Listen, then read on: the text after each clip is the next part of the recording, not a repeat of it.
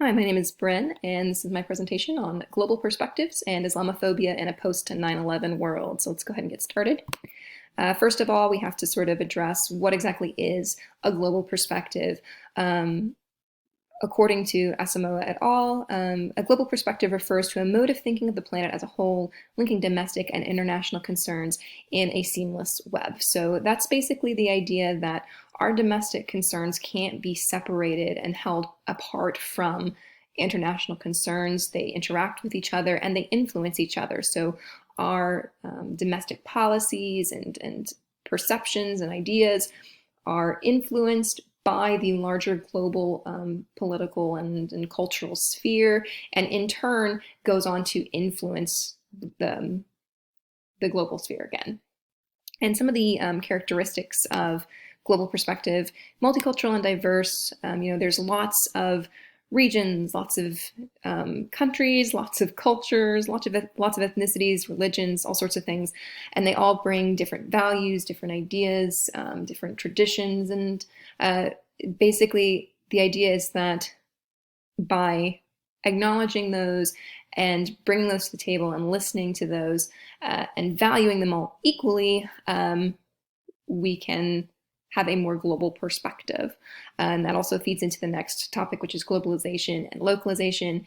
Globalization kind of sounds like it should be expanding to one ideal concept or set of practices or standard that is universal and can be applicable to the entire globe, but actually a global way of thinking actually does the inverse.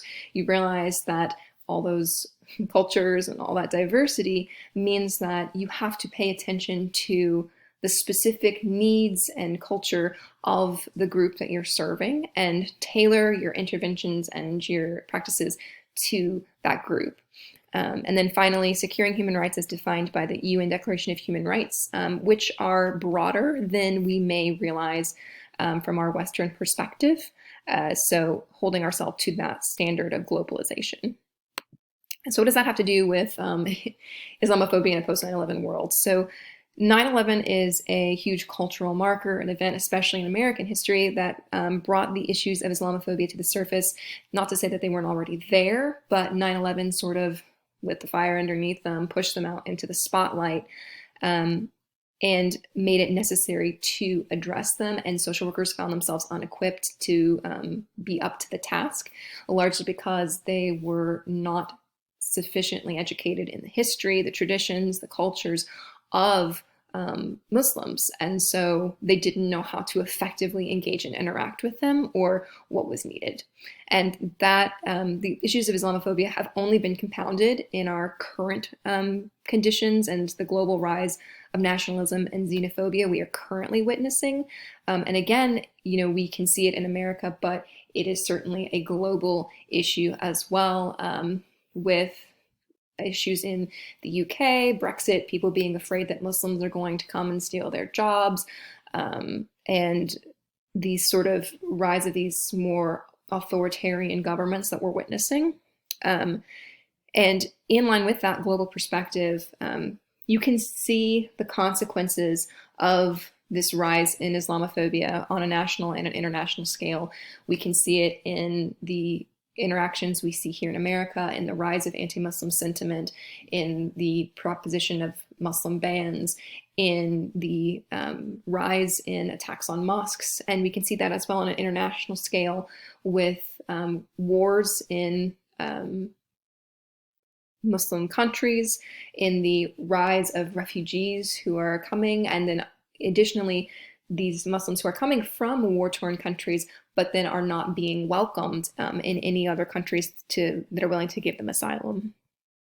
And that is going to push us into Dr. Omid Safi's lecture that he gave in the episode 209 of In Social Work podcast on the Islamophobia in America. And I'm going to break this down into 3 separate parts. And so the first one is going to be the history of Muslims in America. And this ties into Islamophobia because it is at once a symptom of Islamophobia in that we are not educated in the history of Muslims because we are a heavily Christian culture.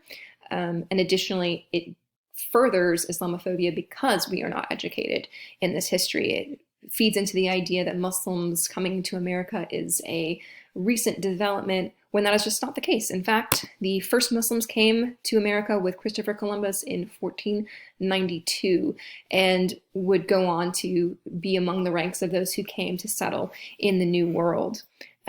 Now, the largest portion of Muslims in America, at least at this point in history, would actually come from the African slave trade. As much as 1 in 4 of individuals stolen from Africa and brought to America to be slaves would have been Muslim, especially those who are from west coastal African countries such as Senegal and Mali.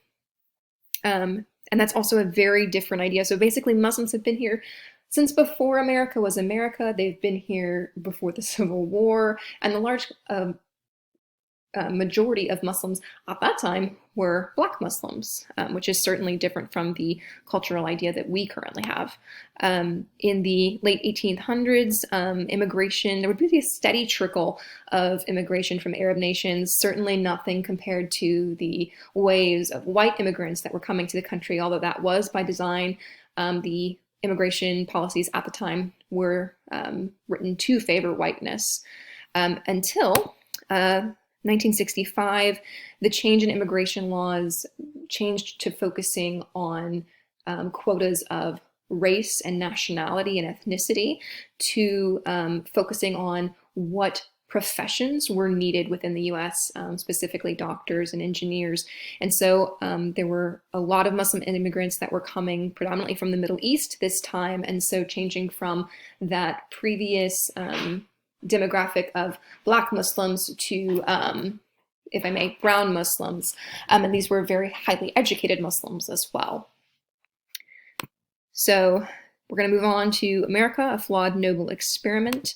And this is dealing with the discrepancies between the ideals espoused by America versus the reality, which has really been an issue since America has been around. We are a country that prides ourselves on being a nation of immigrants, and yet we have never been as open to immigrants as we would like to believe.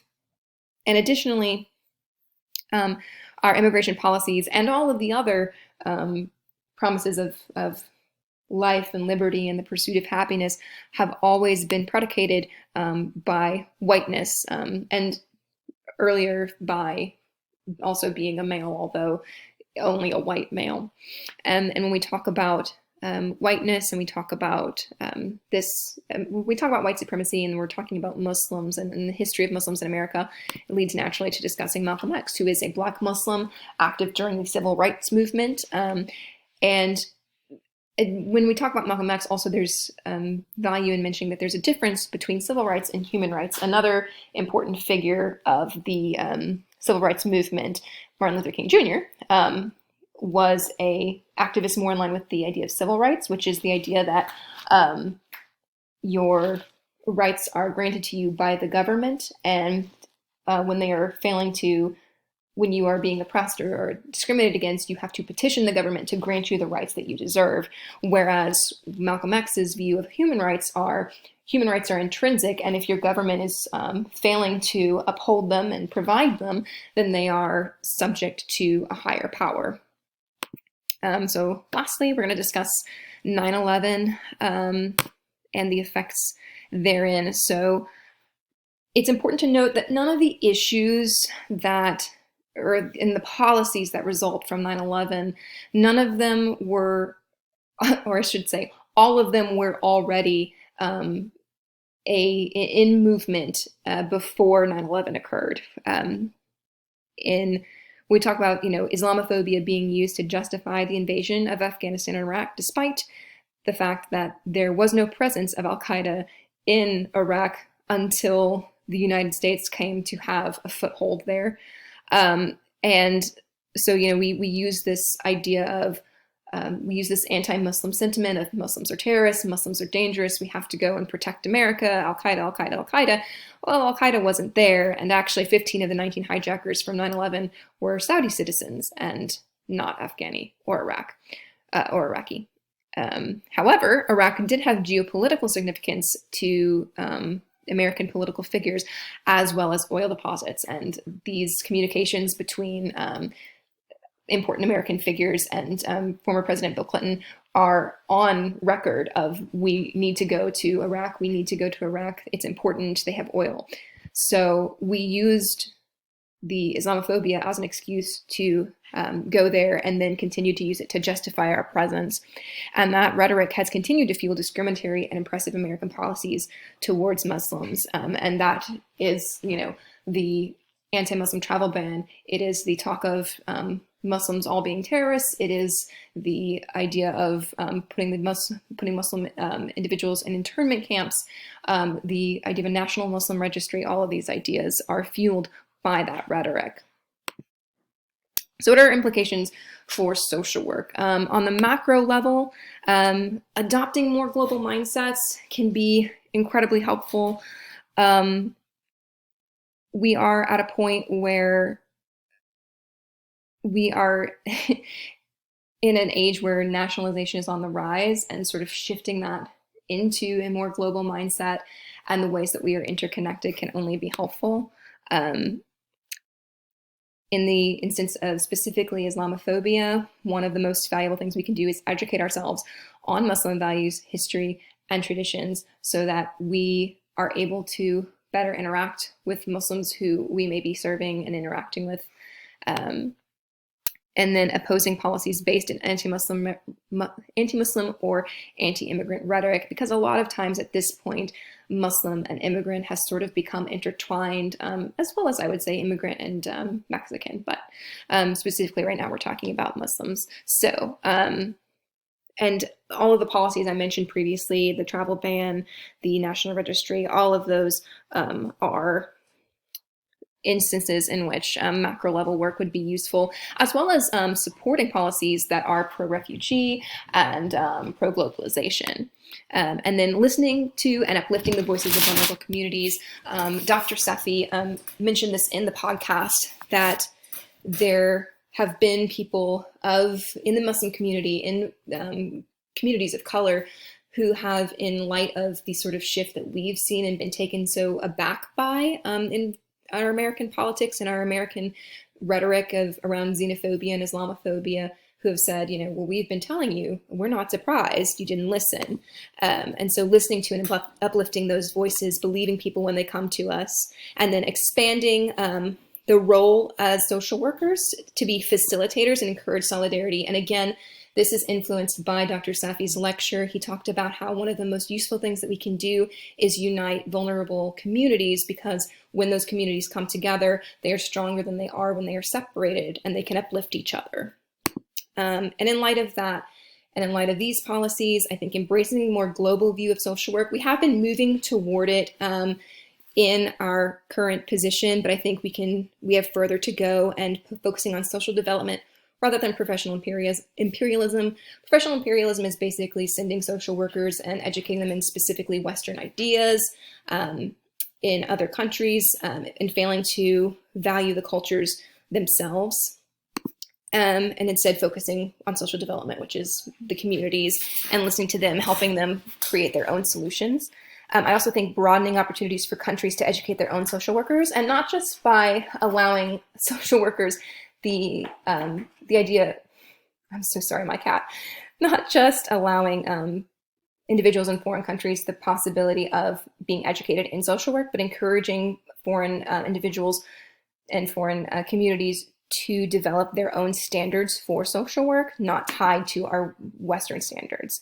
And then strengthening connections between social workers globally, including those new social workers, so that we can create sort of a network and connection that spans the globe and feeds into that global mindset. So that's all I've got. Here are my references. I apologize so much for my cat just going absolutely wild the last few minutes of this, but I hope you're all having a good day. Can't wait to see your presentations.